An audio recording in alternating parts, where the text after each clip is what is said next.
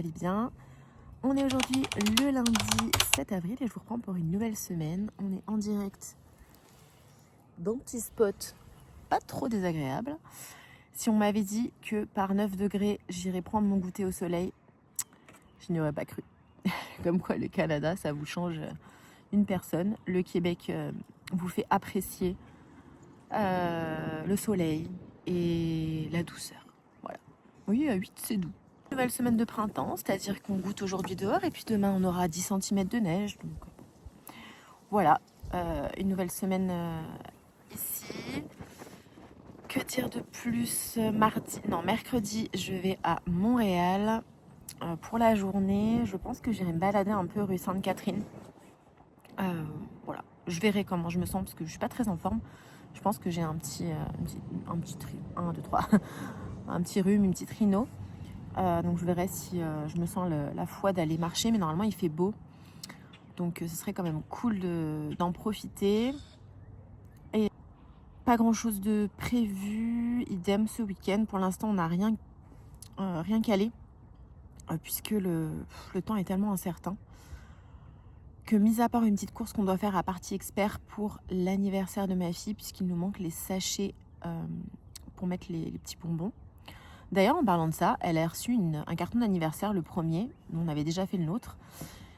Et en fait, je me rends compte qu'a priori, les anniversaires se font plutôt sur la période du dîner, donc le midi.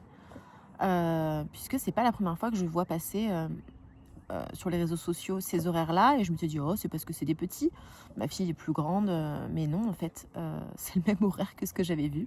C'est-à-dire 11h, 15h30 ou 11h, 16h, je sais plus. Mais nous, on a fait à la française, quoi. Avec goûter. Donc, un petit 13h, 17h.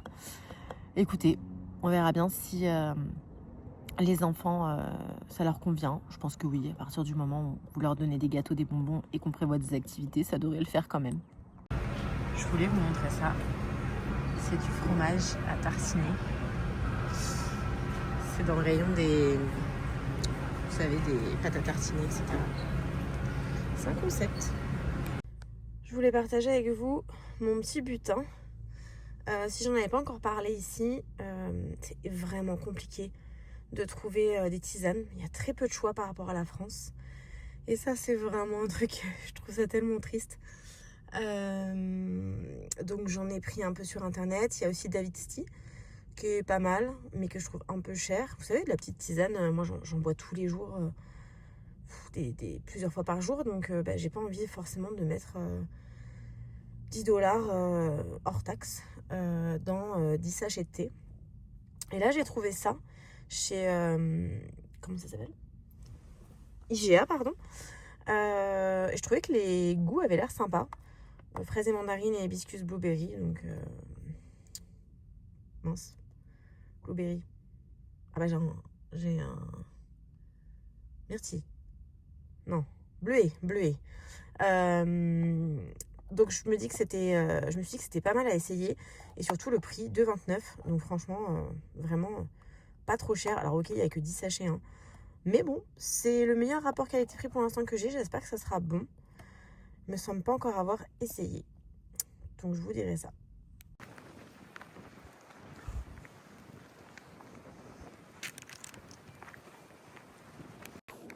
Hello tout le monde.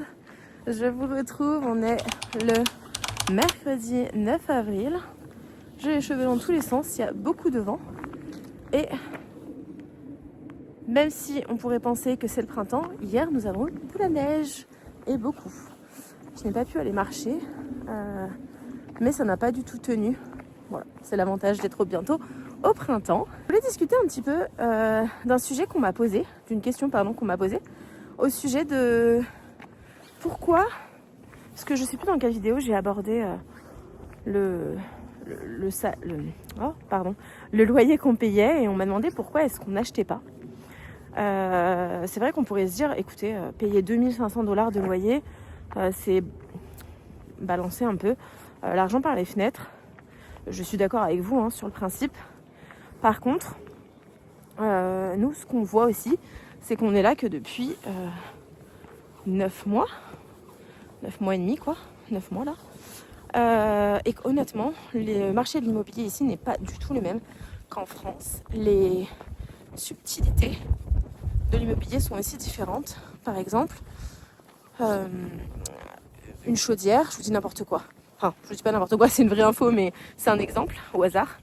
Une chaudière, au-delà de 10 ans, certaines assurances ne couvriront pas de dommages, enfin ne couvriront pas d'inondations si votre chaudière a plus de 10 ans. Voilà, ça c'est des choses, si vous ne le savez pas, vous ne pouvez pas le deviner. Pensez à faire aussi l'entretien de son conduit de sécheuse. Honnêtement, j'y aurais jamais pensé si une de mes collègues m'en avait pas parlé. Donc voilà, c'est des petites choses un peu bêtes, mais la taxe de bienvenue, on n'a pas encore payé nos premiers impôts.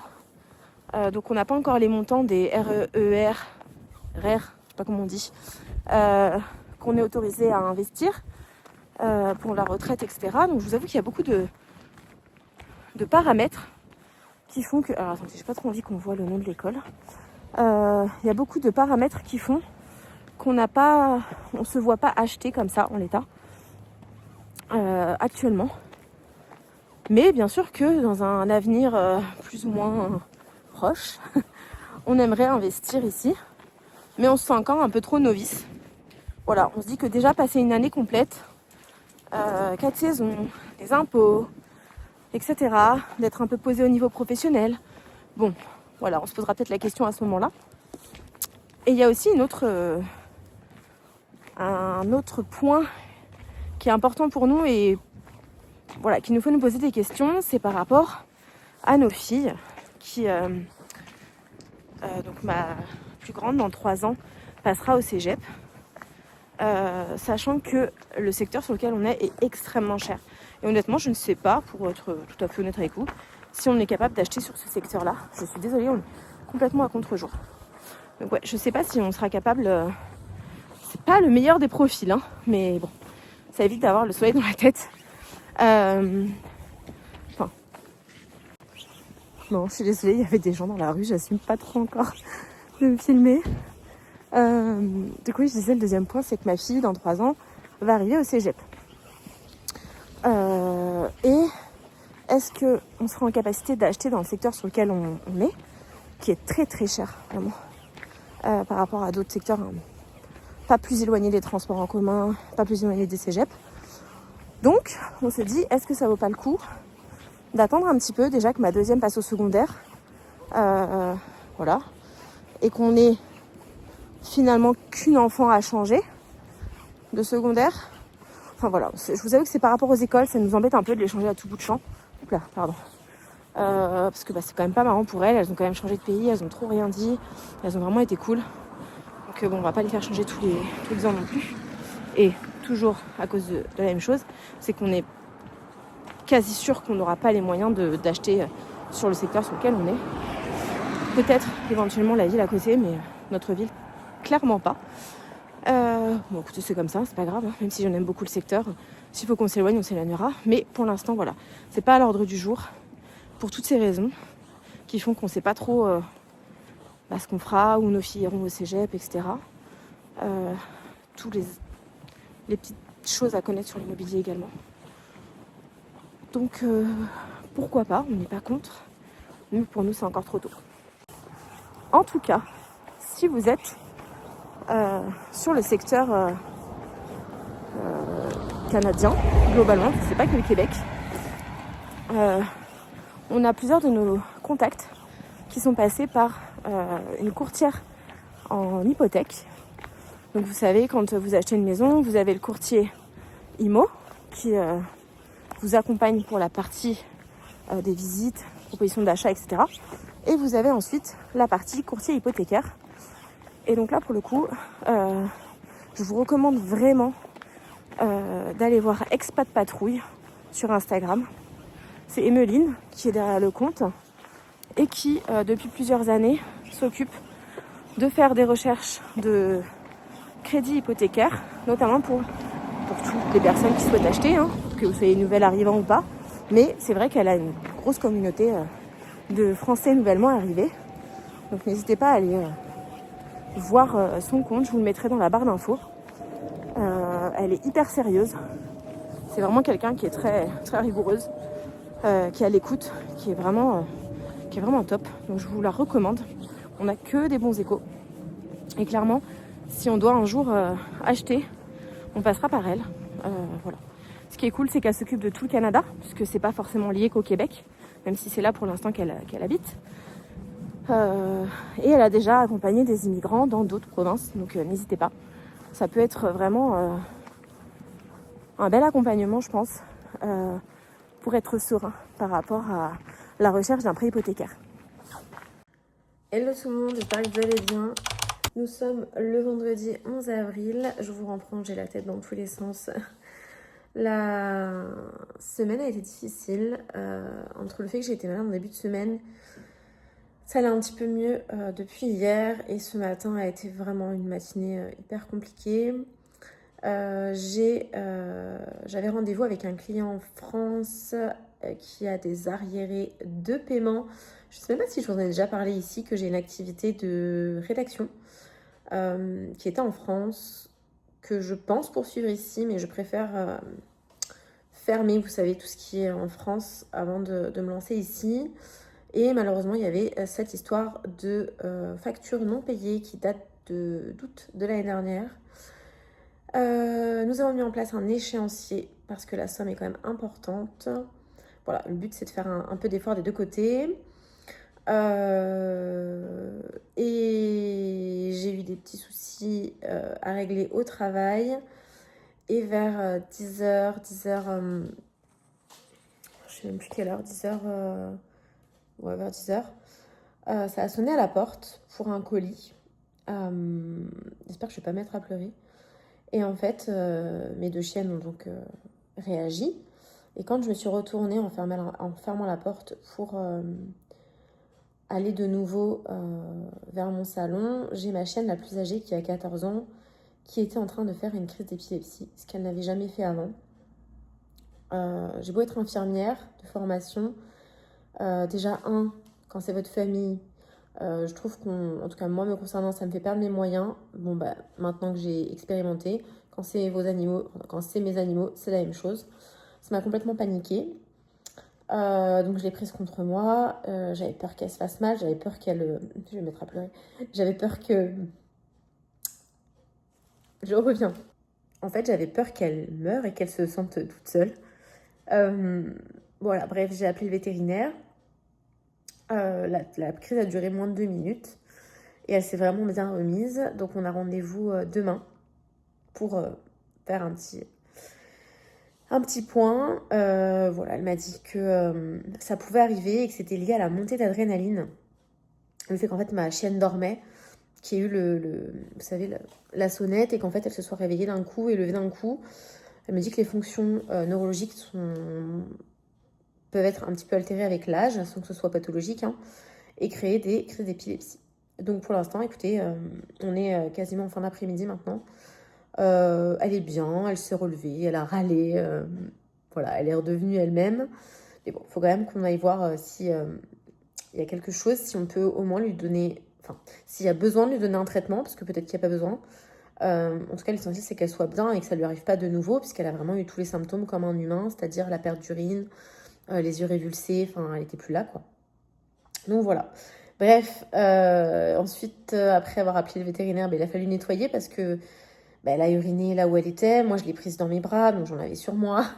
Il y en avait dans le salon. Enfin bon, c'était un carnage.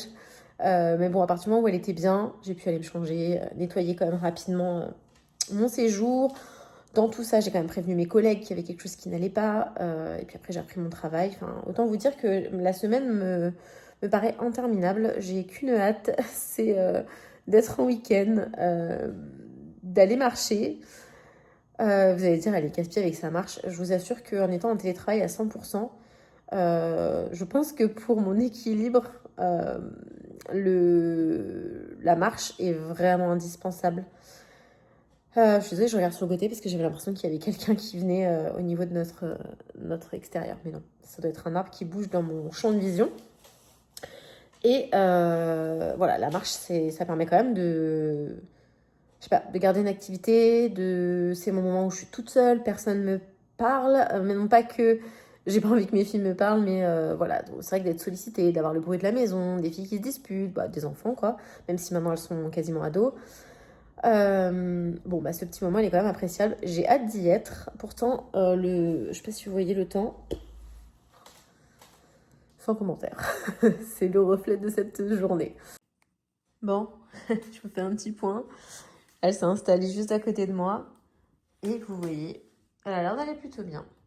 Griotte. You. Un bébé. C'est trop marrant, dès que je la caresse, regardez qui vient. La petite jalouse. Tu viens là? Viens faire un câlin. Oui, on t'aime aussi, toi. Bah oui. Oh. Et c'est rigolo parce que enfin, rigolo, peut-être pas le terme, quand ma chienne plus âgée n'était pas bien ce matin, ma deuxième chienne était hyper attentive, ce qui n'est pas son cas, hein, c'est plutôt un gros bébé. Elle était juste à côté, elle était, vous savez, vraiment attentive, je sais pas comment expliquer, elle n'est pas partie faire autre chose, non, elle était vraiment à côté de nous, elle bougeait plus, elle est venue la sentir, enfin bref, je pense qu'elle a senti que ça n'allait pas trop. Donc voilà, c'est un gentil bébé. Ça va mieux le yacht? Oui, ça va mieux. Regardez la jalouse là. Bon, allez, l'essentiel c'est que ça aille mieux. Et là tout le monde, je vous reprends. On est le samedi 12 avril. Nous sommes allés... je vous mets comme ça. J'espère que ça ne vous dérange pas. Donc nous sommes allés chez le vétérinaire ce matin avec ma chienne. Elle a été auscultée, vraiment une auscultation comme j'ai rarement eu en France. Elle avait déjà été auscultée, notamment pour, je ne sais plus si c'était ses vaccins ou quand elle a fait un petit épisode qu'elle n'avait jamais eu de digestif. Enfin, voilà. En tout cas, à chaque fois, que ce soit pour elle ou pour notre autre chienne, l'examen complémentaire, j'allais dire l'examen tout court corporel est vraiment poussé. Ça va de la colonne vertébrale à l'écoute du cœur, des poumons, mais également à regarder comment elle marche. Le nombre de questions est vraiment important. On est vraiment satisfait. Ça nous a coûté pour la consultation, l'auscultation, à peu près 80 $. Ensuite, on a accepté de faire des examens sanguins puisqu'on voulait savoir si tout était OK, sachant qu'elle a quand même 14 ans. Écoutez, tout va bien. On a même fait l'examen et c'est ça qui nous a coûté plus cher pour la maladie de Lyme pour les chiens. Et donc, on a eu pour 427 $ de prise de sang.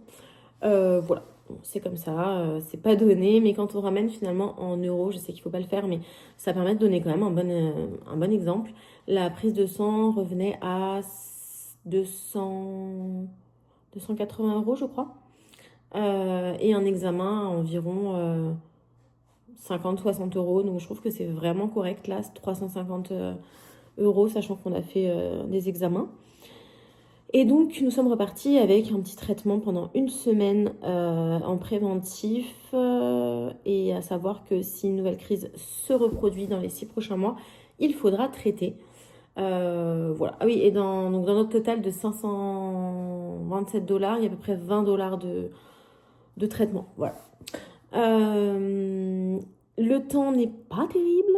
Il fait gris. Il pleut pas. Donc ça pourrait être pire puisque ces dernières semaines, on a eu vraiment des fins de semaine là, pluvieuses, horribles. Mis à part dimanche dernier où il a fait un peu beau l'après-midi, mais sinon vraiment pas terrible. Et il y a peut-être, non, j'exagère. Il y a peut-être 15 jours, je vous ai emmené à Chambly, il faisait beau. Voilà, tout ça pour dire qu'on va aller se promener à Saint-Jean-sur-Richelieu, qui n'est pas très loin de chez nous. Et je voulais y aller un samedi, puisque c'est un jour qui a l'air de bouger pas mal. Il me semble que nous sommes allés cet été, en passant. Je ne saurais plus où est-ce qu'on allait. Je me demande si on n'allait pas à Venise, Venise en Québec. Je sais plus si c'est ça le nom de la ville. Venise, Québec. Bon, bref, je me souviens plus. D'ailleurs, j'ai pas trop aimé cette excursion. C'était pas... Voilà, j'ai été un peu déçue, mais je pense que j'avais des attentes. Je m'étais peut-être mal renseignée. Voilà, bref, on était passé par Saint-Jean-sur-Richelieu, mais c'était au moment des vacances de la construction. C'était très vide, vous savez, très dortoir, alors qu'on m'a dit que c'était quand même un endroit avec un cégep, c'était assez dynamique au niveau des étudiants, etc. Donc j'ai envie d'aller voir. Eux, ça nous fait un petit but de promenade pour ce temps un peu gris. Et on va en profiter pour aller faire un petit saut pour un cadeau d'anniversaire pour ma fille, puisque c'est son anniversaire vendredi prochain. Voilà, vous savez tout de notre après-midi. Et demain, ma fille voudrait aller faire un tour au 10-30, qui est un grand centre, un grand regroupement de magasins. On ne peut pas dire que c'est un centre d'achat, parce que c'est pas un centre commercial au sens où on l'entend, mais c'est vraiment une zone, plutôt une zone commerciale. Une zone d'achat, quoi. Et donc, on va peut-être y aller faire un petit tour et à voir quel est le temps demain. Ils avaient dit qu'il y aurait peut-être des éclaircies. Bon, finalement, ça s'avère que c'est plus du tout ce qui est écrit sur l'application météo. Ils parlent plutôt de temps gris, comme aujourd'hui, et assez maussade. Donc, voilà. Ça sera un week-end un peu tranquille. On compte sur le week-end prochain pour avoir un petit peu de soleil. Voilà, essayer d'en profiter un petit peu. Et puis... écoutez, on a fait tellement d'activités, que ce soit cet été, en automne et en hiver, que c'était pas mal aussi de profiter Sunny des day, alentours. Et il faut aussi que gentle breeze, whispering through the trees, a feeling of peace surrounds as nature's beauty is found in the stillness of the air, a sense of calmness does share.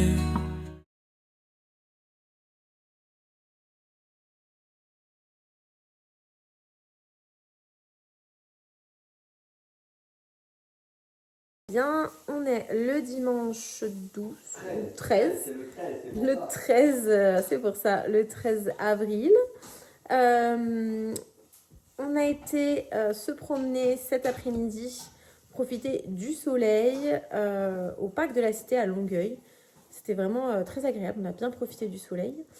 Et ce matin, on a été faire quelques courses. Je vous mettrai les vidéos au 10-30 à Brossard. Et puisque cette semaine avait décidé d'être une semaine, une semaine de la loose, ce matin, en allant à la bibliothèque, Cyril... Pour avoir un livre que je n'avais pas, mais j'avais pris à la bibliothèque le Bernard Weber, Les Dieux... En fait, il avait pris le tome 2, il n'avait pas pris le tome 1. J'avais pris le tome 3 et il manquait le 1 et le 2. Je me suis dit, je comprends rien à l'histoire. Je fais, est-ce que ça vaut le coup ce matin ou je finis de lire celui-là, sachant que j'aurais pas fini de lire avant la semaine prochaine. Et je me suis quand même convaincu de me dire, non, je vais quand même à la bibliothèque. Bien sûr, là, je me trompe de route. Pour y aller, je me dis, bon, je fais demi-tour. Non, je peux recouper à droite après, je continue sur celle-là. Et j'arrive au feu, le feu passe à la lumière. La lumière passe à l'orange. Je me suis dit, ah, ici les policiers, je sais pas comment c'est. Ouais, on sait pas trop. Je vais quand même freiner. Sans freiner brusquement. Sans freiner brusquement, et la personne derrière moi était sûre que j'allais passer et m'est rentrée dedans. Voilà. Donc le coffre ne s'ouvre plus de la voiture. Le pare-choc a défoncé. Le monsieur était pas tout à fait d'accord pour faire un constat parce que c'était sa voiture de société, il savait pas comment ça se passait, il avait jamais eu d'accrochage ou d'accident avant. Moi ici au Québec je savais pas, donc on était un peu perdu. Il a appelé sa maman et là je vois une voiture de police arriver de nulle part, tant mieux pour une fois. Je sais pas comment ça se passe, il me fait faut faire un constat à l'amiable. Mais nous quand on dit un arrangement à l'amiable en France, c'est genre j'indemnise avec un peu d'argent la personne et on fait pas de constat, c'est ça. Ici un constat à l'amiable, c'est on remplit le constat d'accident. Les deux parties qui remplissent le constat. On n'en avait pas, donc le policier gentiment nous l'a donné et puis il a quand même pris nos identités et nos numéros de permis au cas où je pense qu'il y a une fausse déclaration de l'un ou de l'autre. Ouais, on ne sait pas trop comment ça se passe. En tout cas, il faut qu'on fasse notre déclaration à notre assurance. Donc il faut qu'on s'occupe de ça. Sachant que sur le relevé qu'il m'a donné, il n'y a pas de dessin. La lumière était orange, la personne me rentre dedans. J'espère que c'est non-maîtrise de son véhicule. A priori, ça a l'air d'être ça. En tout cas, on regardait le code de la route, ça a l'air d'être ça. Donc on va remplir notre premier constat en ligne. Il faut que je fasse ça après le repas du soir. Donc c'était une semaine assez mouvementée. Mais écoutez, on aura expérimenté après le vétérinaire. Voilà, on aura expérimenté le constat. Bon après en vrai, il n'y a rien de grave. C'est la voiture la plus ancienne des deux. La seule chose qui est un peu gaspillée, c'est qu'on... Par rapport aux dégâts, je sais pas si elle n'a pas dépassé la valeur. C'est tellement compliqué de trouver un véhicule dans les $2500, $3000 en Parce que là, celle-ci, on l'avait payé 3500, je crois. Voilà, sans rouille, qui roule, où tout est fonctionnel, c'est compliqué. Donc, on n'a pas forcément envie non plus de repartir sur un véhicule à 10 ou 15 000. Donc, pour l'instant, en tout cas, on n'en a pas le besoin. Sachant que je suis en télétravail quasiment à temps complet. Peut-être que ça serait différent si je travaillait en dehors de la maison en plein hiver. Donc on croise les doigts que ça passe pas en épave. Je sais pas si c'est possible ici. Vu les épaves qu'on a vu rouler, on se dit qu'avec un peu de chance, ça n'existe pas. On ne sait pas du tout comment ça va se passer, mais je vous dirai si on a des nouvelles. On va remplir ça et puis on verra bien ce que ça donne. Je vais en profiter pour terminer cette vidéo. Je vous souhaite à tous une bonne semaine et on se retrouve la semaine prochaine. Bye!